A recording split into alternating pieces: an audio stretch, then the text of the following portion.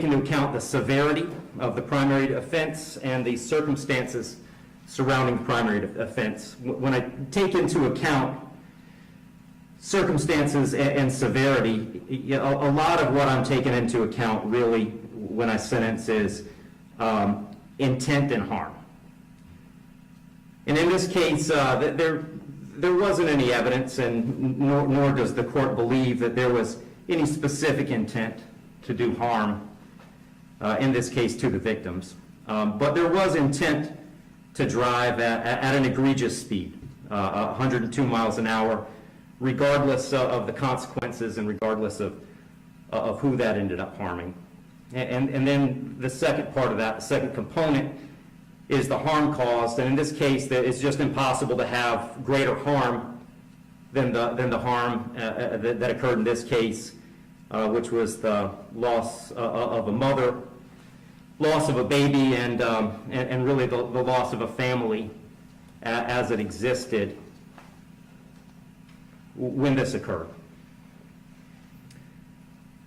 I did consider, I also want to make a record, I did consider sentencing Mr. Heron as a youthful offender, but for the same reasons that I'm discussing, I didn't think sentencing him as a youthful offender was appropriate. I agree that youthful offender was something that the court could have done. I did consider it. I carefully considered it. But the court just found that due to the serious nature of these offenses, the extreme nature of the conduct, and again, the level of harm, that a youthful offender sentence was not appropriate. So given that the court is not departing, the guidelines call for a sentence of essentially 18 and a half years at a minimum and 30 years as a maximum. And the court doesn't find that either the minimum or the maximum is appropriate in this case. I've said it several times, the serious nature of the offense, egregious nature of the conduct, and mostly the harm that's been caused prevent me from putting this as a bottom of the guidelines minimum case.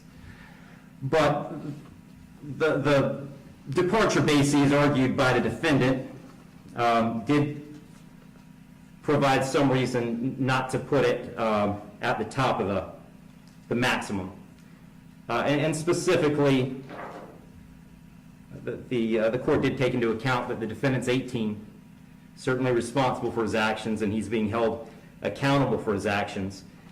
But the age of 18, the court finds, is a mitigating factor and shouldn't put this at a maximum. Also, the complete lack of prior criminal history is something that the court considered as preventing this from being at the top. So having said all that, the court is going really toward the middle between the minimum under the guidelines and the maximum punishment permitted under Florida state law.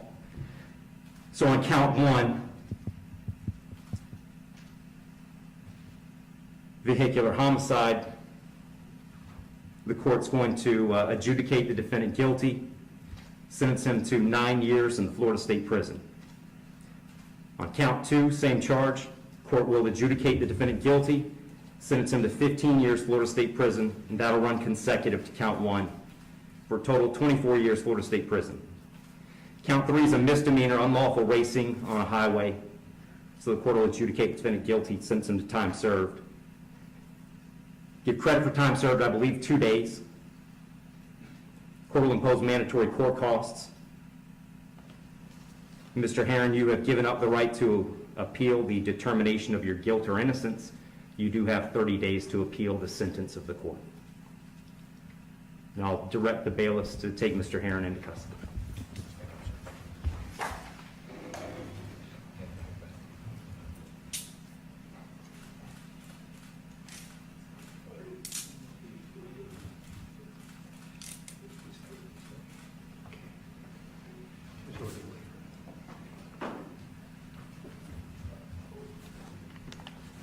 Wish you well, Mr. Heron.